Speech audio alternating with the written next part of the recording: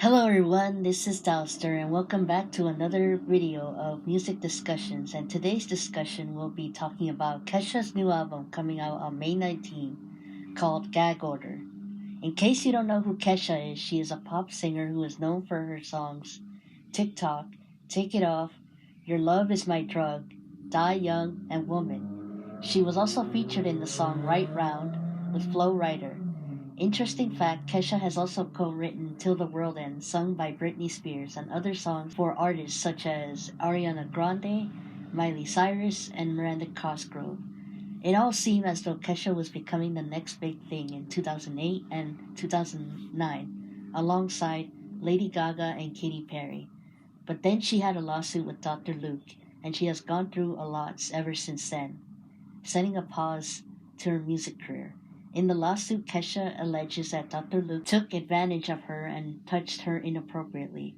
It was an ongoing lawsuit, but Kesha has been able to get support from her mother, Lady Gaga, Taylor Swift, Ariana Grande, and Kesha's fan base, who started the movement Free Kesha. I do feel bad for Kesha as she just wanted out of her record contract, get justice for what happened to her, and share her talents with us all.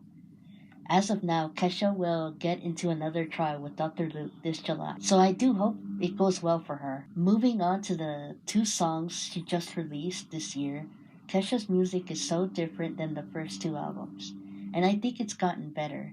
The first song I actually heard was Fine Line, since I have not heard of recent news of Kesha since she released Woman.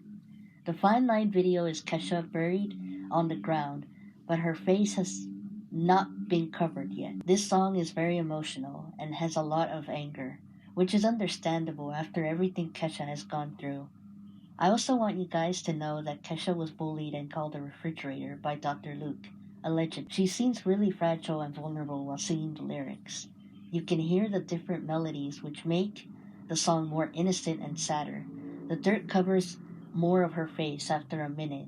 I could hear her cries after the 2 minute mark in the background. The lyrics, This life was never mine, has some kind of anesthetic that makes it sound afraid, but in a weird, angry way. Then there's the I can't keep wasting time lyrics, which sound hauntingly beautiful. I think it's a song about being on the edge and wanting to break free from trauma. Whatever it is, I think Kesha put out as many feelings as she could about her experience with the music industry and the advantages they have taken on her. I like the synthesizers or sounds, especially some of the lyrics, but it does sound really sad, yet trying to find inner strength from the inside. The next song is Eat the Acid, which is a lot different from her other songs, and by different I mean really different. There is no music video yet, but the live performance she did for Vivo seems good enough for a video. I like how in the video she moves her hands around. It's almost as if she's connecting to the song somehow. I know it sounds weird, but sometimes I feel like music can do that in allowing our bodies or whatever to feel the lyrics to the song. I think the song is about taking acid, which is a hallucinogenic drug, by the way. Hallucinogenic drugs, or LSD, are a very strong drug that can take you on a trip inside the mind. You see color, movement, and a change of reality, depending on the experience. From what I heard, it can give you a weird, trippy experience, such as psychedelics. When I think of LSD, I think of 60s and 70s times, because a lot of bands or hippies, for example, have done LSD.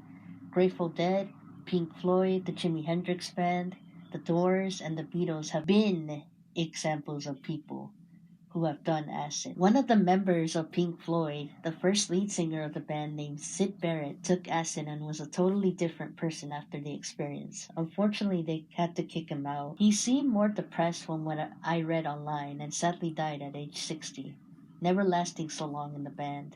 The reason why I brought this up is because when you hear the beginning of the lyrics, if you don't want to be changed like it changed me, probably means that Kesha may be or may be not took acid and it changed her as it says in the song. Or maybe it's supposed to be a different person perspective of someone trying to take acid and how it changed them after. I can't speak for Kesha, but the song sounds like someone took acid and had a trippy changing experience. It's very dark but beautiful at the same time. I enjoy the purple lighting in the background and the long musical notes throughout the song. It reminds me of the intro to the Clockwork Orange introduction in the beginning of the movie. When you hear the ah ah in the song, it sounds harmonizing. Probably way better than mine, by the way. Overall, I like both of these songs, especially Eat the Acid, as it was performed live. Kesha has changed her sound for the better, in my opinion, and both songs are so different from one another. I give Fine Line an 8.5 out of 10 and Eat the Acid a 10 out of 10 since it was live. It's crazy to think that I was not a fan of Kesha at first because I thought she sounded trashy with the auto tune and her songs were annoying. I used to be a hater of a lot of things back then, one of them being auto tune. But since Praying and all the songs after that, her music is much more deep, beautiful, well written, and in a way inspiring. This Kesha has evolved into a creative and beautiful artist, and I can't wait until her new album. What do you guys think? Are you liking Kesha's new wave, or do you miss Kesha with the dollar sign? Let me know in the comments if you want to share. One more thing, free Kesha, and I do not recommend taking acid in case you want to try it yourself. I will have the links below for the sources I used in this video. Thank you guys for watching. This is Dalster, and have a great day, and thank you for watching, guys. I'll see you next time. Bye.